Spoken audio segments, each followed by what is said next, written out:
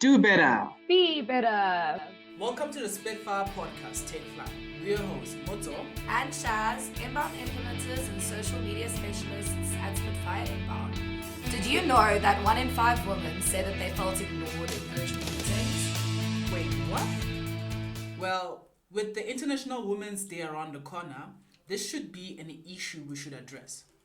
Yeah, it's crazy. According to Harvard Business Review, 3 segments of the workforce are routinely ignored in meetings: introverts, remote workers, and yes, women. In our latest Women in Marketing series, we tackle this problem with 2 pretty incredible people. That's right. Samantha Steele, our very own head of content, and Lemay Rogers, senior digital marketing manager and B2B marketing and CRM at Rentokil Initial, have both had to work their way up in the traditional male spaces. Helping the unheard voice is their passion, and today we are going to ask them about their experiences and advice for people feeling voiceless, and if they have any advice for people running those meetings. So welcome to the podcast, Sam and Lemay. Thank you. Welcome, Thank you guys. so much for having us. So before we jump straight into it, Lemay, will you please tell the audience a little bit about yourself and your background? Oh, well, thank you, Shaz.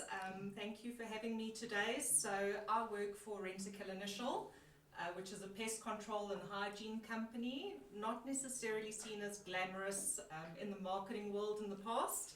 But I've been there for 10 years now, working within the South Africa sub-Sahara market, and I've moved up into a new position within our marketing and innovation global team, supporting in digital marketing, which is really exciting. But I'm really excited about this topic in particular today because from my training days back in Terrapin, we used to run this Women in Management program with Dr. Denise Bjorkman. Ooh. A very, very clever woman, and she really got me passionate about this topic. So thank you. Okay, but before you go there, we also need Sam to introduce herself. Please hold on to that thought. I'm very excited. Super excited to be doing this with you, Lemay. We've worked together for a few years now, and I've just really enjoyed getting your insights and wisdom, and I'm so looking forward to ironing out this topic together.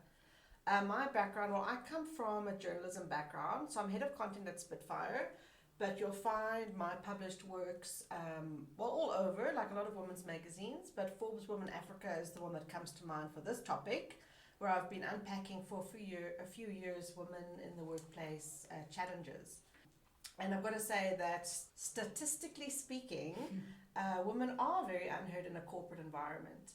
I'm quite fortunate that I've been working in a very female-dominated space, but if you look at the research, proper journalistic research, women really just are not as vocal and as heard and as respected in meetings as men are traditionally.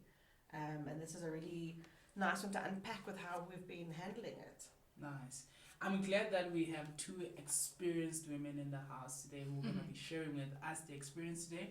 So I'm going to start with you, Sam.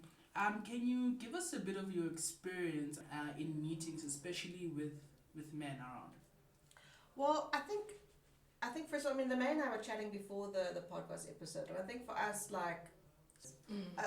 what we were saying is that it's not just a woman-man thing. I feel like that dichotomy maybe isn't a helpful way to look at it, but if you look at meetings in general, it is a space where people who are a bit more shy, a bit less experienced, a bit more introverted, are traditionally listened over and overheard.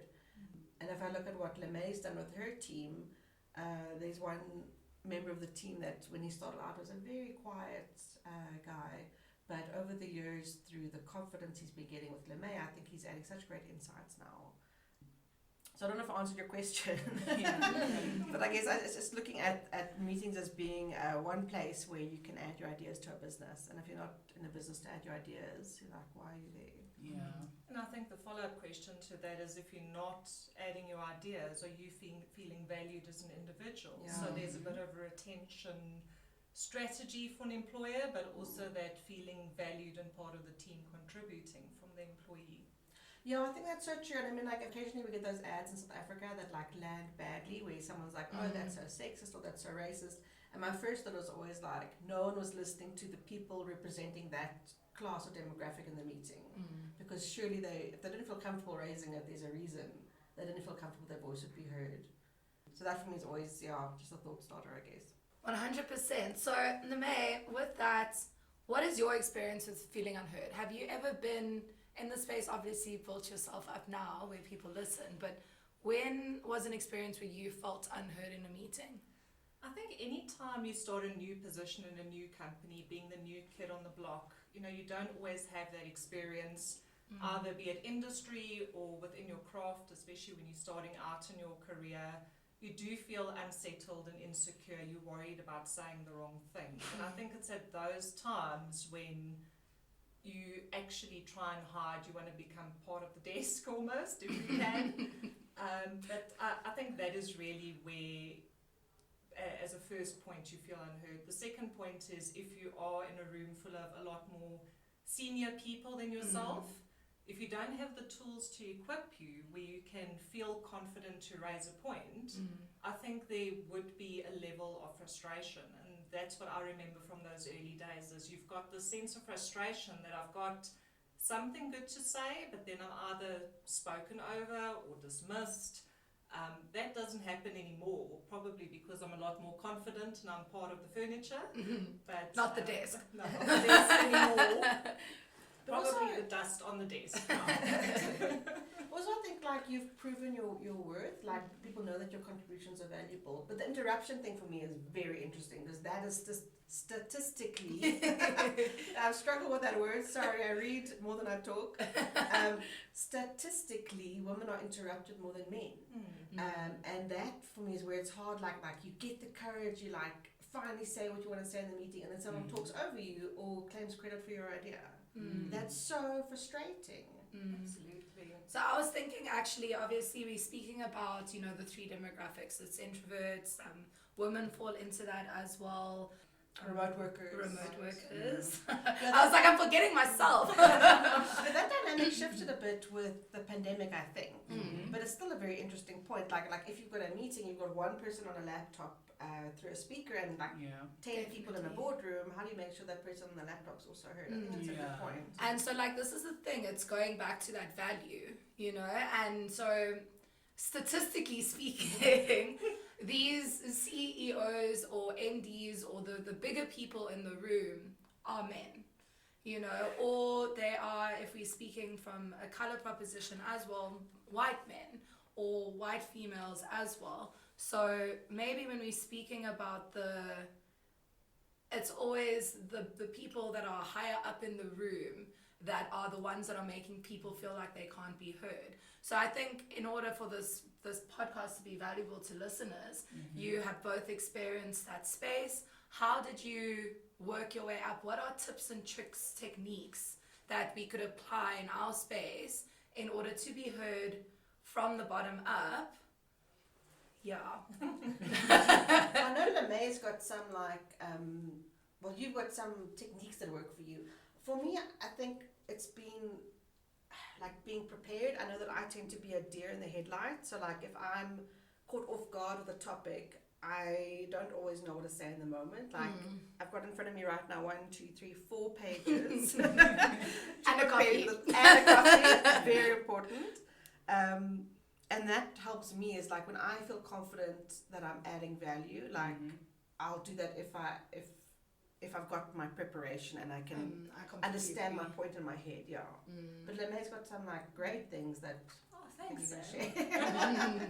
Well, can I start by saying, I work in quite a different setup to the traditional setup at the moment. So I work remotely full time. Nice. My team are based in the UK permanently. So when we have our leadership meetings or our team meetings, I'm pretty much the only one remote if it's an office day.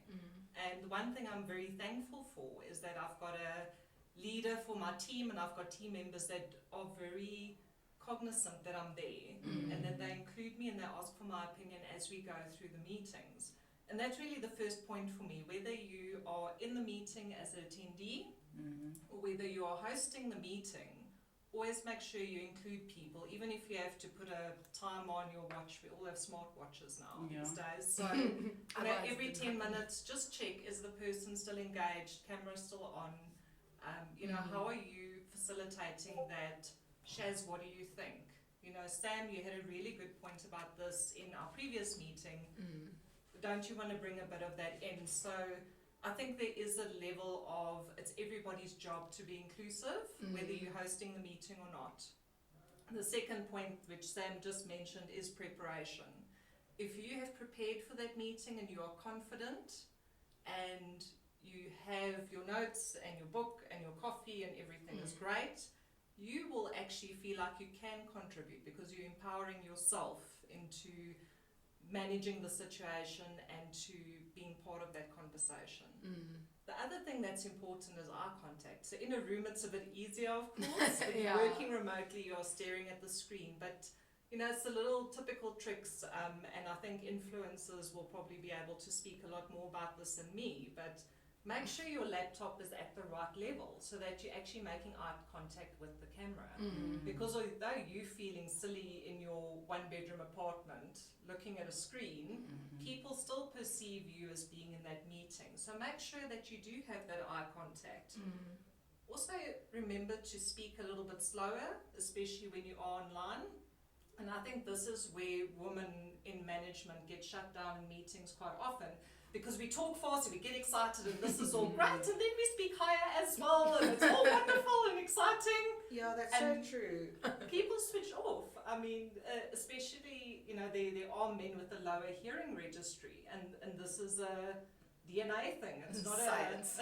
So your husband not listening to you. I think it's also an interesting point though, because like if you look back at the cliches, I mean, I think there's a feeling of if I don't speak quickly, people aren't going to listen. Like I know I feel that, like I better get my idea out as quickly as possible before everyone zones out. But there's also all those cliches about like women are hysterical, women nag, the nagging wife. Like if I harp on about a point in a meeting, am I being like a naggy person? Which is not a cliche you get with men. No, it's just not, yeah, and it's not.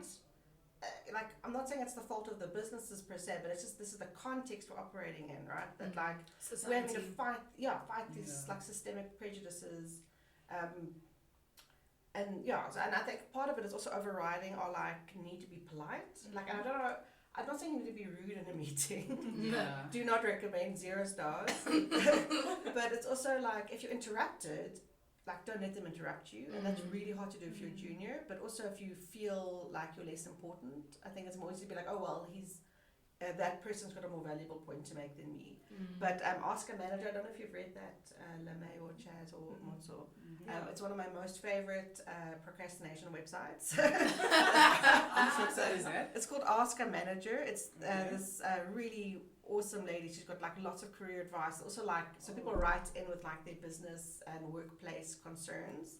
And some of it's just pure scandalous gossip, which is always fun. But a lot of it's like really helpful. Like I got a lot of management techniques from her. And she speaks about how like when someone interrupts you, you need to be a bit more firm back and just say like, I'm sorry, but I wasn't finished talking yet. You know, so like if someone does interrupt you and try to take up your talking space, you need to not just sit down and take it and be a good girl. You need to push back also and not let them do that. But I think that is something that has really come about in the last few years. I think people are more aware of mental health, they're more aware of themselves, and a mindful self. And we need to move from this place from politeness to honesty. It's not that you are I love that. out to get anybody. It's not that you're out to put somebody else down. It's just give me the space to finish my conversation. And as Sam said, it's a respectful thing. It's not that you're going to fly off the handle for whatever reason, but you know, people do get excited. We all get passionate. We interrupt each other. It's just about bringing the conversation back. And you know, I hope that within the meeting rooms these days, there's more of an understanding of that in terms of the context that we are in. Nobody call me hysterical. I will show you. Yeah, exactly. But it's quite interesting. Like, so just to share a bit of data, I am a journalist, so I did do a bit of reading. So McKinsey and leanin.org, they do a Women in the Workplace report in their 2019 survey, so just pre-pandemic. They looked at a lot of people. The stats are online. We'll put the link in this episode. Yes, shameless plug. So that half of the surveyed women had experienced being interrupted or spoken over in a meeting. I mean, that's a lot. Yeah. Half is a lot. So this is not like an isolated experience, I think. Not at all.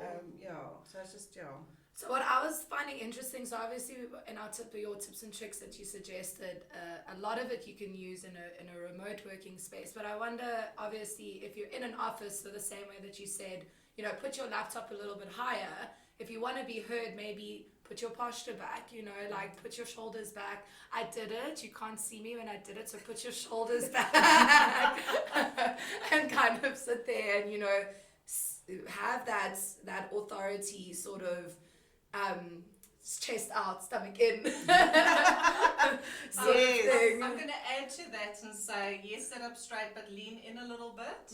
Make eye contact, because that is just showing that you're interested in the conversation.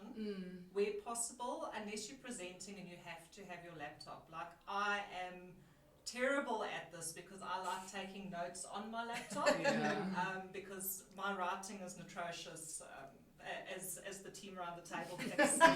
I was trying to be polite. I was going to say, shame, it's not that bad. No, it is. I own that. But try and open up the space in front of you. Be approachable. It's like I haven't dated for a while, that comes with married life, but if you're sitting with your phone in front of you, shoulders like hunched over, nobody's going to approach you. No, so you actually have to be open to the experience as well, and in meetings that is really important, is be open to what is being said. You're there to take up space, so take up the space. I think it's also like, I feel like now that I'm more senior, I feel like I've got responsibility to the junior members of the team and the people who are traditionally unheard, to give them that space. So I know Ali Leishman, she's our strategic director at Spitfire. She's really, really good at this, and she's taught me a lot since I started. So introverts are one of the, I don't think demographics the right word, one of the groupings that traditionally is less heard in a meeting, because obviously extroverts are more confident, interacting, speaking out, being loud. Who shouts the loudest. Yeah. So what she'll do before, and send out the agenda so the introverts can prepare. And we've got one or two introverts in our team that I can think of. I won't name names in case they're listening. But it does help them, because I've seen them that now they're more confident to add value. And I've had that experience with one team member who started out quite junior, and she's now at the stage where I wouldn't say she's not an extrovert, she's not the life of the party, but she certainly adds value when we're in a meeting, and she knows what she's about. And I feel like that's through Ali, very consciously building her up over the years. It's not a once-off thing. Yeah. And that goes into preparation then, as we had said with our technique. It's giving people, having that space, especially when you haven't had that space before, so maybe you have less experience, making sure that you can have that preparation to speak. I'm the same as you mentioned earlier. It's blah, blah, blah. Especially if I haven't prepared for something, I kind of mumble as well. I talk so fast when I'm nervous. My husband calls me a barber because I'm just So do you guys have any tips for anyone who feels interrupted? How do you not be rude? We mentioned earlier, I think it's tough, because also if you're being interrupted by the CEO, it's a bit tough to feel I've got the right to take up that space. Excuse me, sir. Career limiting mood approaching. But I think saying that, excuse me, I wasn't done yet. So, if you're acting from an assumption that they made a mistake rather than that they're being malicious, I think that also helps. They're not out to get you. They just got excited. So rather frame it in your mind as oh, they didn't realize I was still talking. And that might help you approach it in a more, coming from a place of kindness way, rather than being hey, hang on. I think emotional hijacks, it's a great point to touch on, Sam, because we automatically assume that people come from a negative place, or a place where they are judging you. So by being open, by making that assumption that yes, this was a mistake, let me continue to push my point, have a bit of heart and just continue to push at it and work at it, even if it's across meetings. I wasn't heard in this meeting. How do I think I could have changed that situation? Because a lot of time people aren't aware of what they're doing. So it is a bit of persistence from your side as well. Definitely. It's that quote, like, people aren't against you, they're for themselves. Yeah. Write that down. Wow.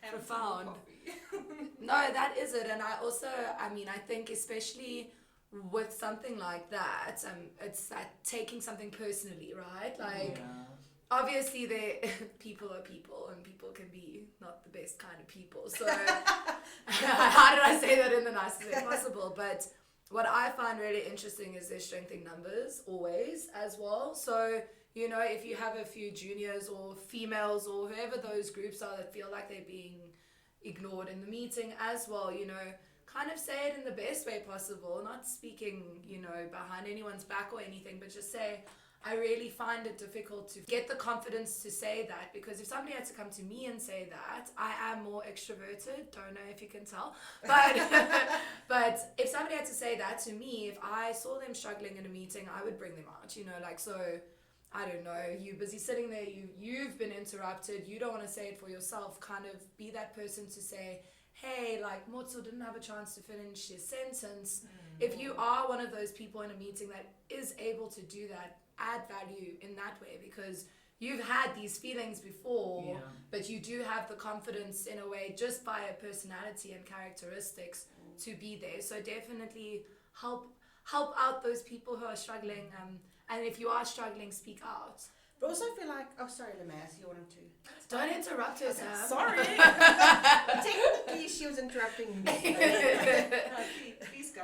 So, another statistic I wanted to share is Nailed that it. 30% of women, and this was that same McKinsey survey, said that others have taken credit for their ideas. So I very consciously will credit the idea of who it comes from, because often I'll have a one-on-one discussion with someone before a meeting. Yeah. So like Senna, we've got a strategy we're doing with a client. Motso and I often work together on client strategies. And Motso's got a great like LinkedIn article idea. I won't go in and speak for him because I know he's too nervous to speak or whatever. I'll say, oh, Motso spoke to me earlier, he's got this awesome idea for a LinkedIn strategy we could add on to this. Yeah. And that's another way, as a more senior person, you can help out people in the room while still getting their good ideas out. But obviously you don't want to, gosh, now that I'm thinking about it, you just want to be careful to not talk for them when they could talk for themselves. Yeah. But it just is a way to equal the playing field a bit, and to give people credit for their good ideas and not try and get all the spotlight for yourself. I love that. Hybrid is obviously the buzzword and has been for a while now since COVID, but you could do the hybrid on that. So, Motso had this amazing idea. Motso, don't you want to talk about that a little bit? Yes. So, you know, what were you saying about that 30% statistics? It's got It's a tough word. It's a tough word. I feel like we need a swear jar. Stat sharp. But it is about that space. So managers need to create the space, and you know, as colleagues, we need to empower ourselves to take up space. And another way you can do that is if it's a more informal meeting or a team meeting.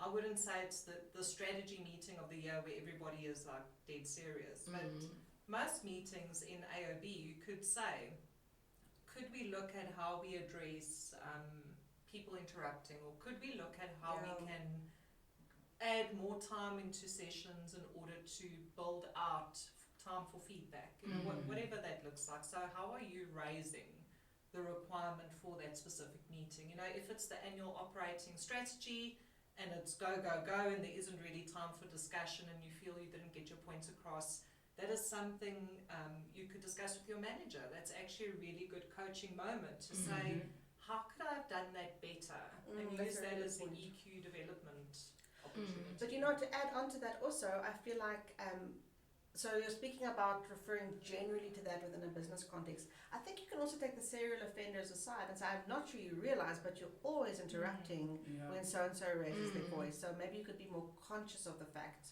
that you need to let them finish their sentence. It doesn't have to be publicly called out necessarily. You can do it in a one-on-one context. But I think that does also help people become more self-aware of how they're acting in a space. Definitely. I love that you said that, because in that research as well, one of the things that's taking credit for someone's idea, I love that they call it bro-propriating. Yeah. I'd never seen that before, and I was just like, this is an actual thing, but it goes along with the words like which we've heard, mansplaining. Have you read the original mansplaining article, Chaz? I haven't. Did he tell Oh you my to gosh. read it? Rachel Solnick wrote it. It's Yeah. kind of launched. So I feel like I wrote the other day about raising daughters in today's world. I've got 3 daughters, so I think about it fairly often. And so she wrote this really excellent essay about. So she'd written a book, and then a guy came up to her at a party, and they were chatting, and then she was talking about the topic of her book, and he didn't realize she was the author, and he said, "Okay, well, you should actually read this book about it because you're not explaining it very well." Oh my She's goodness. like, "Well, actually, I'm the author."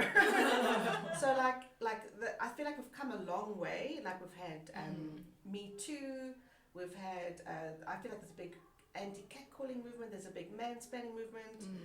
We are doing research into this. Like I feel like we're way more cognizant of these challenges than we were like even 5 years ago. And that's what I said in my article, is that like I think women are much more empowered now than they were when my mom was this age, you know. And I had a point to make from all those things, but I just think that these kind of catchy phrases help us be aware of it and help us be more self-aware. And I like that, like appropriating, mansplaining, like it's fun, but it also like refers to what's systemically been a real problem. So on that, and saying it's coming from society, right? And we realize we're in this space now where we have progressed.